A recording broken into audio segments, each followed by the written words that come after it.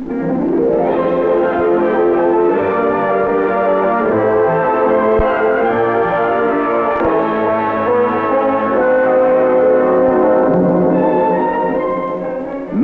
self-help is an emergency measure to be used only in cases of sudden or extraordinary misfortune. If people require medical care in the course of normal, everyday living, they should always be treated by a doctor. However, when disaster strikes, you may not be able to obtain trained medical aid in time. There are many forms of disaster. They can happen to you and your family at any moment. This film is one of a series on medical self-help. Its purpose is to teach you what to do in an emergency situation when there is no doctor. This powerful X-ray machine, a tool of medical science, is being used for healing purposes. The radiant energy it emits is able to kill all living tissue within its beam, both sick and healthy cells of the human body. Its invisible rays so highly penetrative that protective shielding with lead glass windows must be used. X-rays are much like the gamma rays of radioactive fallout. We began our picture with X-rays because you are all to some degree familiar with their effects. But radioactive fallout is another matter. If you're like most people, it creates many questions in your mind, and you have doubtless read or heard some falsehoods and misconceptions. This film will tell you what you need to know about fallout, so that if our country is ever subjected to a nuclear attack, you can help yourself and your family to survive its dangers. For fallout is probably the most dangerous product of nuclear disaster in terms of the number of people who could be affected. It is also the one from which we are best able to protect ourselves. Let's examine what happens when a nuclear weapon is exploded near the Earth. First, there is blast, or the pressure wave created by the explosion, along with heat, the most intense ever created on Earth. Both will extend great distances from the point of the explosion, from 1 to 20 or 25 miles, depending on the size of the weapon. However, the further away you are from the site of the explosion, the less are the chances you will suffer the fatal effects of blast and heat. There is yet a third immediate result of a nuclear detonation: initial radiation. The final effect is residual radiation, the main concern of this film, or radiation that follows the explosion and one that may remain at high altitudes for some time before falling back to Earth. What exactly is residual radiation? Our sun, like other stellar bodies of the universe, is a giant nuclear furnace burning at temperatures of millions of degrees, while emitting various types of radiation. Among these are gamma rays, shorter in wavelength than their closest neighbor, X-rays. The Earth's atmosphere prevents these radiations, dangerous to the health of man and animal, from reaching our planet. However, when a nuclear weapon is exploded, man is creating on Earth, in the splitting of atomic nuclei, his own nuclear furnace to produce the gamma and beta radiations of outer space. Let's see now just how this radiation is created. At the time of the burst, vast amounts of dirt, stone, and other debris, vaporized by the heat of the explosion, are sucked up into the rising cloud. As the mushroom cloud forms, these particles are made radioactive, for as they cool and condense, they are contaminated by residue from the bomb. These particles, when they fall back to Earth, are what we call radioactive fallout. Can you or anyone else predict with accuracy the pattern by which fallout particles will return to Earth? The answer is no, for fallout will depend on the number, size, and location of nuclear weapons exploded and the direction of upper air currents. Let's, for example, explore the fallout produced by one of these nuclear weapons. It sends its column of radioactive material up to 80,000 feet, or about 16 miles or more above the Earth. Here, the radioactive particles, beginning to drift downward, are at the mercy of upper air currents that vary from day to day. Descending at various altitudes through many different layers of air that may be moving at varying speeds and directions. Thus, winds on the surface of the Earth give little help in determining the direction or the occurrence of fallout. Meteorologists, with their special instruments, however, can appraise altitudes as well as the total distance fallout will be carried. In a nuclear attack, keep tuned to your local radio station. It will keep you posted where fallout is taking place and its approximate amounts. Though you may be able to see this dust once it reaches the Earth, you cannot see or detect the radiation it emits without the aid of radiological instruments. Nor can you taste, smell, or feel this radiation. Why is fallout so dangerous to human and animal life? Because each particle gives off radiation as if it were a tiny X-ray machine. This radiation consists mainly of gamma rays, which are extremely penetrating. Like X-rays, gamma rays are able to injure, even destroy the cells of our body if we are exposed to a sufficient dosage long enough, or if we eat or drink material contaminated by fallout particles. Exposure to gamma rays can make you sick, can even cause death. However, no matter how long one may be exposed to fallout, he does not become radioactive, nor can anyone catch radiation sickness from him like a contagious disease. In fact, this radiation cannot make anyone or anything radioactive. Now let us suppose that fallout has descended on this can. We'll let salt represent fallout dust. The particles don't go through the tin. The radiation does, but radiation is harmless to all except living material. It has no effect on the food inside. Now, if you wipe away the fallout particles, or better still, wash them away, the food inside cannot be contaminated and is perfectly safe to eat. The same is true of all foods and liquids that have been protected by packagings or containers, even the thinnest layer of cellophane. If you don't swallow the dust, there is no ill effect. If water for washing is in short supply, canned goods that may have been exposed to fallout can be handled safely with a piece of paper towel. Use one sheet of paper to lift the can and turn it upside down. There is no dust on the bottom. Now dispose of the paper.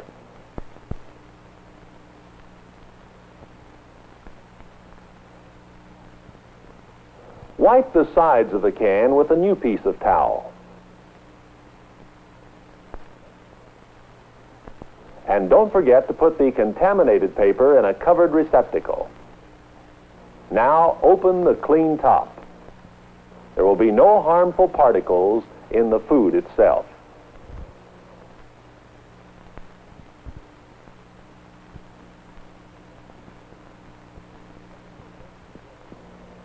A sealed loaf of bread that has been exposed to fallout can be salvaged in a similar manner. Turn the loaf upside down to expose the bottom, which will be clear of dust. Then dispose of the towel. Now insert a sharp knife through the wax paper at the center of the loaf and cut upwards, making a slot 4 or 5 inches lengthwise. Insert your fingers through the slot and rip the paper slowly open. The bread can be safely removed to a clean place.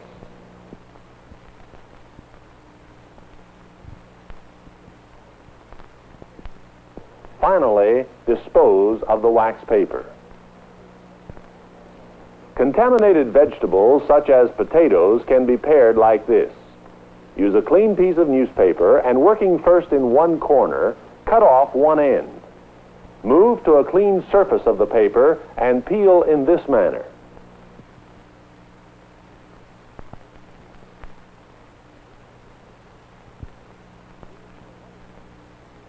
Move to another area of the paper and remove the other end. Dispose of all peelings and soiled paper carefully. After handling any contaminated food containers or vegetables, wash your hands. Fallout dust is dangerous, but it can be dealt with by following safe procedures. There is another widespread legend, the fear that fallout spells death to all life on Earth. The plain fact is that even if a great number of nuclear weapons were exploded, the resulting fallout would cover only a small area of the world's total land mass. The real concern then is this: if we are in that area, how do we protect ourselves? Like X-rays, radiation from fallout can go through almost every kind of building material. Over 99% would pass through glass,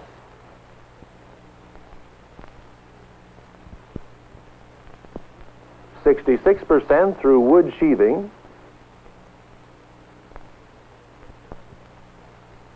50% through a brick veneer wall. But only 1% of gamma radiation would penetrate 18 inches of concrete.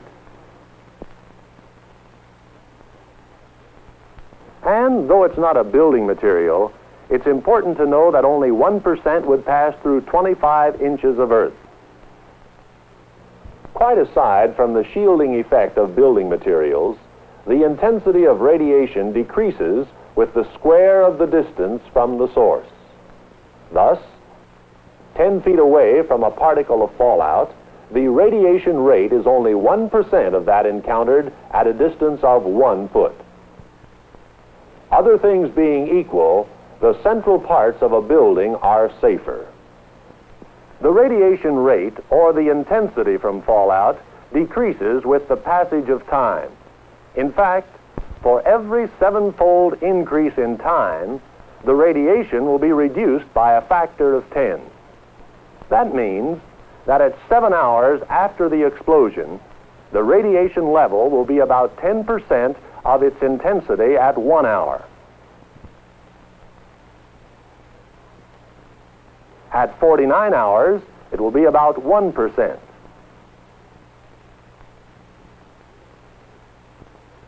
Within 2 weeks, the radiation rate can be expected to decay to about 1/10 of 1%. Therefore, the most vital period to seek protection from fallout is the first few days after nuclear attack, even more so the first few hours. But remember, even with the passage of time, a low level of radiation can be dangerous. That is why you may need to remain within a sheltered area for as long as 2 weeks. These, then, are the 3 basic factors in protection against fallout: time, distance, and shielding. Time, meaning the longer you stay protected from fallout, the safer you will be. Distance, or the further away you get from fallout, the safer you will be. Shielding, meaning the more mass or weight you put between yourself and fallout, the safer you will be. You have often seen this sign on buildings. It means that indoors is a public fallout shelter, one of many and various kinds of buildings in your community that are similarly identified. Architects and engineers have carefully surveyed the shielding qualities of these areas to ensure they offer a minimum protection factor of 40 or more, meaning that in the event of fallout from a nuclear explosion, the mass and weight this shelter will place between you and the source of radiation will make you at least 40 times safer than if you were outdoors. Each of these shelters will hold at least 50 people and has been stocked by the government with austere supplies: food, water, sanitation equipment, medical kits, and radiological instruments. But what about millions who live in suburbs or rural areas, often far beyond quick walking distance of the nearest public shelter? With foresight, you can have a home shelter for the protection of your family, built from specifications and cost estimates for various types of shelters provided by your local civil defense office. The home shelter should be stocked with supplies of food and water sufficient for 2 weeks. Here you are afforded time, distance, and shielding if and when fallout so dangerous to human health should ever occur in your community. Just how much radiation can you receive without becoming sick? We measure exposure to gamma radiation from fallout in units called Roentgens. They're the same units used to measure X-rays, named for Wilhelm Conrad Roentgen, the discoverer of X-rays. People and animals may develop radiation sickness if they have been exposed to large amounts of radiation over a short period of time. Few people become sick who have been exposed to a total radiation dose of 100 Roentgens or less. However, exposure to more than 300 Roentgens over a period of a few days will cause sickness, may cause death. And if you receive an exposure of 600 Roentgens in that same period of time, death is almost certain. How can you tell just how much radiation you've been exposed to? These are the instruments commonly used to detect and measure radiation. They are part of the equipment supplied to the radiological monitoring team of every public shelter. With them, you can determine not only the total amounts of radiation received, but also the dose rate per unit of time, or the dose rate in Roentgens per hour. This is the dosimeter, conveniently shaped to be worn on one's person at all times. It is able to measure the total accumulated radiation exposure in Roentgen.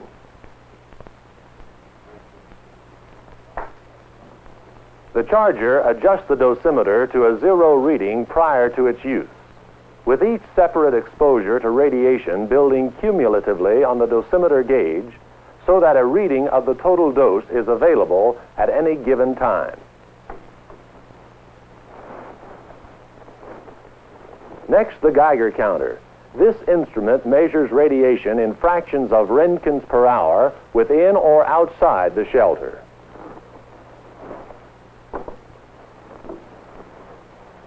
Finally, the survey meter, able to measure higher intensities of radiation that may exist outside the shelter. For home shelters, detection and measuring instruments are available from commercial sources.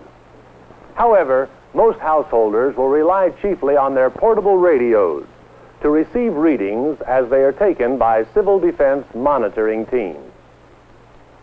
If there is a nuclear attack and you survive the initial effects of an explosion, you will have at least a half hour to get to a public or home fallout shelter.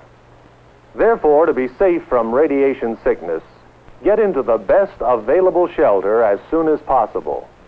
Once there, stay put, because each time you're exposed to fallout radiation over a period of a few days, the dosage continues to build until it reaches dangerous quantities. If you're among those compelled to travel through a fallout area on essential errands, there are certain rules to follow.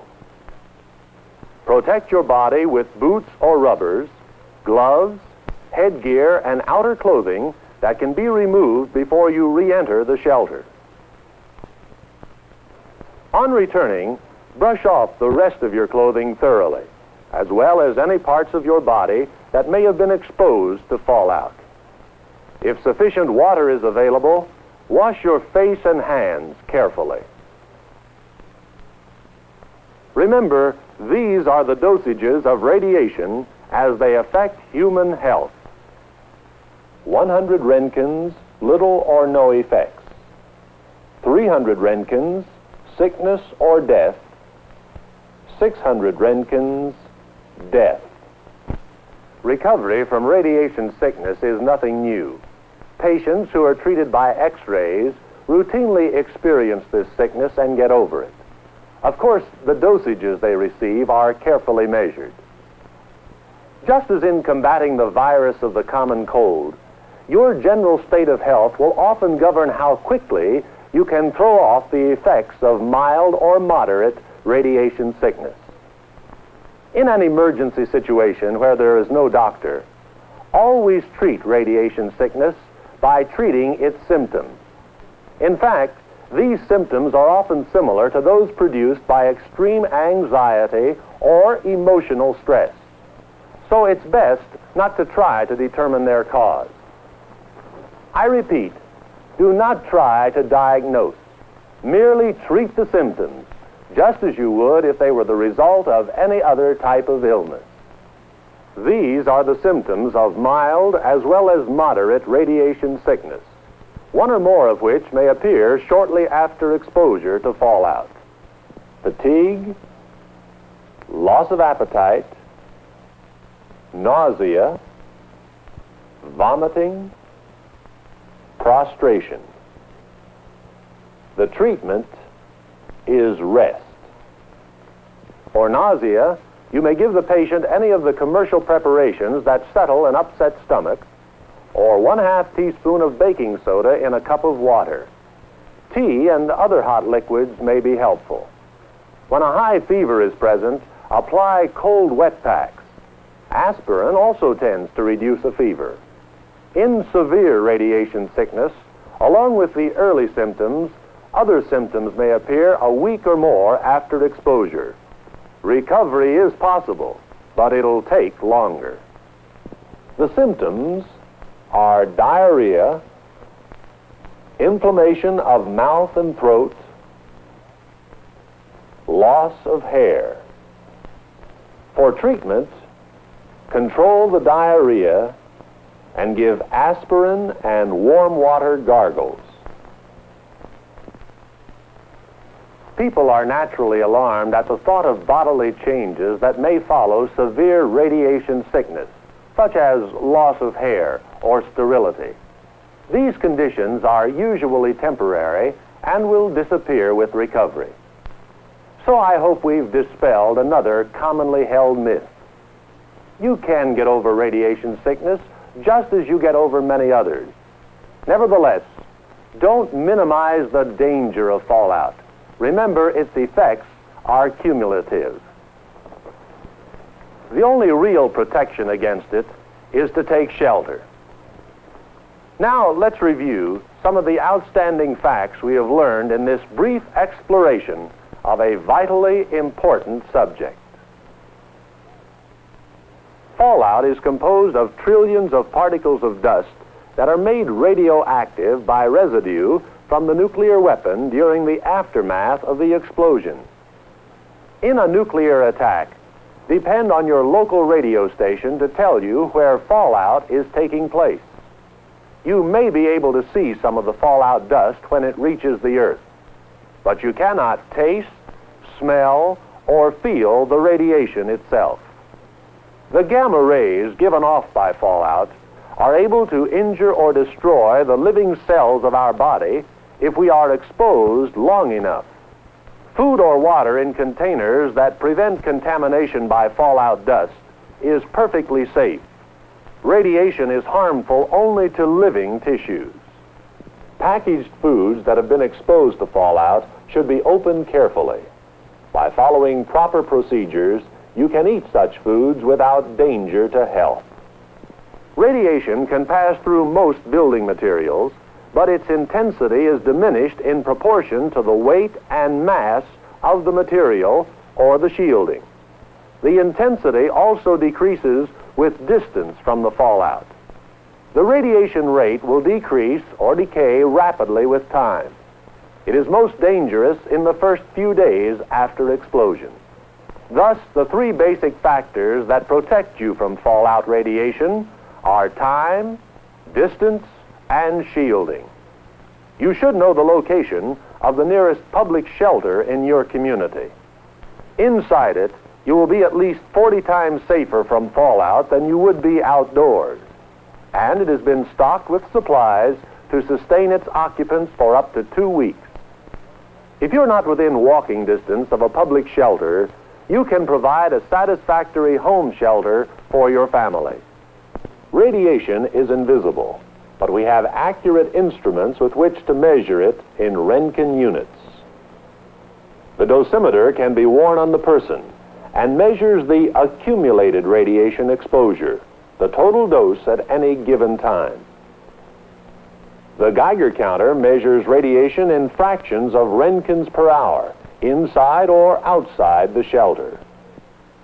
The survey meter is used to measure the higher intensities of radiation that may be present outside the shelter.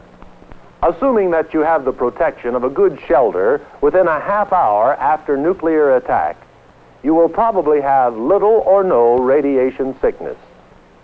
If there are victims who appear to have radiation sickness, do not diagnose. Treat the symptoms. Perhaps the most important thing you have learned is to see the danger in its true perspective. Make no mistake, nuclear attack would be a terrible catastrophe. Millions of our people would be killed by the initial blast and heat. Millions more would be threatened by death from radioactive fallout. But that is a threat that can be combated, can, with knowledge, preparation, and courage, be faced and conquered.